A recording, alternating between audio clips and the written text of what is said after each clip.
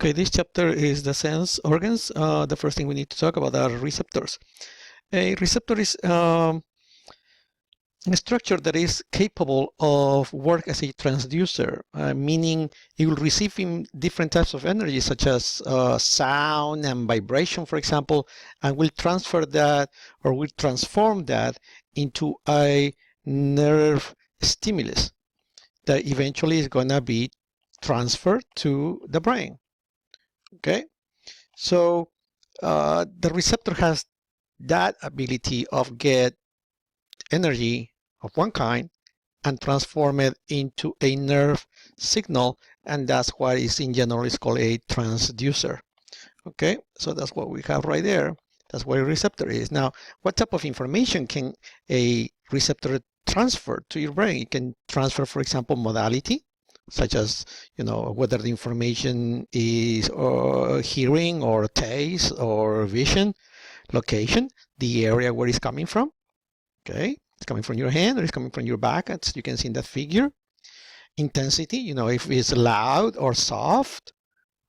Okay, and duration, whether it lasts, 10 seconds or 10 hours. Now, obviously, the receptors can have multiple different types of classifications, such as based on the modality. They can be receptors for temperature, receptors for pain, receptors for light, receptors for chemicals, etc., etc. Now, we also have based on the origin of the stimulus, which can be stereoreceptors, interoreceptors, or proprioreceptors. Proprioreceptors are, for example, the receptor that we have at the level of the muscle when we talk about reflexes. In that case, we talk about the muscle spindles as being the proprioreceptors at the level of the muscles, as you can see right here. Another type of classification is general or special senses. The special senses are vision, hearing, etc., etc. And general is the one that we have all over our body, especially in our skin, like for pressure, temperature, pain, etc. And that's about it for this part. Okay. Now, next topic is the general senses. We said that the receptor for the general senses are those located all over the skin, and they are going to be able to transfer different types of information, such as, heat and temperature and pressure, etc. There are two main kinds or two main groups. As you can see here, these ones have capsule, right? This has capsule, and these ones don't have capsules. You see this one and this one right here. So these receptors are going to be grouped then in two. One of them is going to be unencapsulated, as you can see right here, and those are going to be called free nerve endings, and encapsulated, as you can see right there. Now, you can skip all that if you focus on this table, because in this table you have a nice summary of what they do and what they are. Right here you can see unencapsulated and encapsulated. For example, this one says free nerve endings. What do we use that for? For example, pain. This one, tactile corpuscle. What is that one for? Light touch. Okay, you don't need to know the locations specifically, right? As long as you know that we have two main types of receptors for general, that would be more than fine. So if we keep scrolling down, somatosensory pathways. This is what I explained the very first day of class. Remember, we said we have an stimulus, and they are using pain in here as an example. Right here, you have the stimulus. The stimulus is going to stimulate what? Right here in the finger, you're going to stimulate the receptor. The receptor sends the information up to the brain using the sensory nerve, which you have right here in red. Now, the only part that you need to pay attention now is that, as I explained before, it's not just one nerve, but there's actually three. Here you have the first nerve gets in contact with the second nerve in the level of the spinal cord right here. It makes a synapse. The second nerve goes up, makes a synapse in the thalamus, and the third order neuron is this one that takes information up to your brain. So third order, second order, this one, first order, this one. That's all you need to know about that. We scroll down. There's something called referred pain, as you can see here. This happens because when people have heart attacks, they feel pain in the elbow because the first order neuron for the skin at this level goes this way and makes a synapse with a second order neuron. But what happens is that the heart, the first order neuron, also makes synapse with the same second order neuron. So when the brain receives the information, it's not sure whether it's receiving the information from the skin in the left arm or in the heart. So that's why you feel pain in multiple different areas. But that's just called refer pain. CMS modulation, you don't need to know that. How do you modulate that? Remember, you have more or less pains with endorphins and things like that, but you don't need to know that. Again, same thing. In this case, it's heat. You have receptors. Here they are showing you the brain, right here, like in a green balloon. So you can see here you have the receptor. The nerve is going to be in red, sensory nerve, and sends information to your brain. That's basically the same information. So you need to, that's the only thing you need to know. So we scroll down, and that's about it for this part. Next topic is chemical senses. This is where we are going to see as special senses, such as, for example, taste. Taste, the sense for taste is obviously, as you know, located in the tongue. The tongue is not smooth, right, like the screen in your computer, but rather has a whole bunch of rough surfaces, because in your tongue what you have are going to be papillae. You see this? These are going to be papillae. That's what makes your tongue rough. Inside the papillae is where you have the taste buds, as you can see right here. Taste buds. Taste buds. Okay, these are the taste buds right here. You have a nice picture in here of the papillae. See, this is the papillae, and inside you have the taste buds. Okay.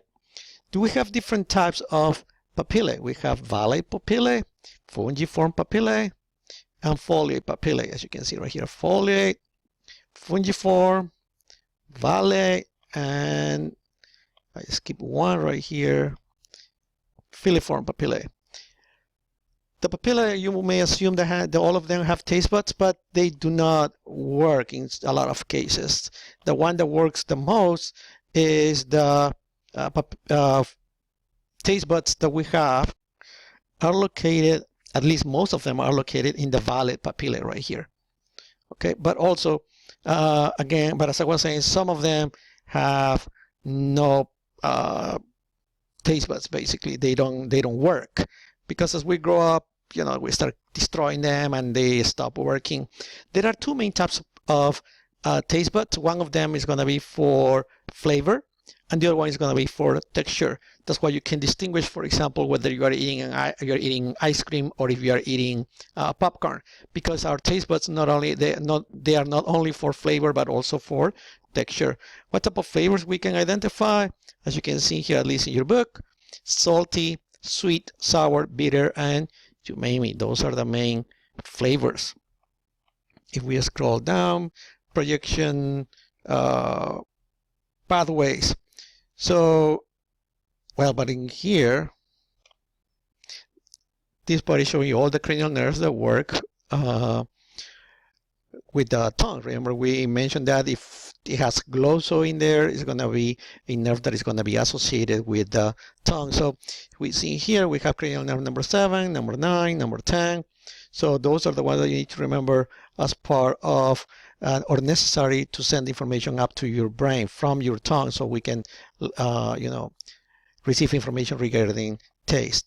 Smell, in this case, smell, the receptors are located inside your nose, and the nerve that is going to help take the information up to your brain is going to be the cranial nerve number 1.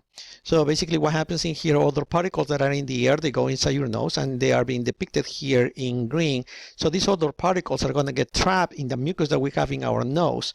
When they get trapped in the mucus, these other particles dissolve and they release the chemicals that they have. And as you can see here, these cells are going to have they are going to be the receptors that are going to capture these chemicals that are going to be dissolved in the mucus, and they transfer the information up into your olfactory bulb first. From the olfactory bulb, the information is going to be transferred to the area in your brain where we are going to process the information regarding olfaction.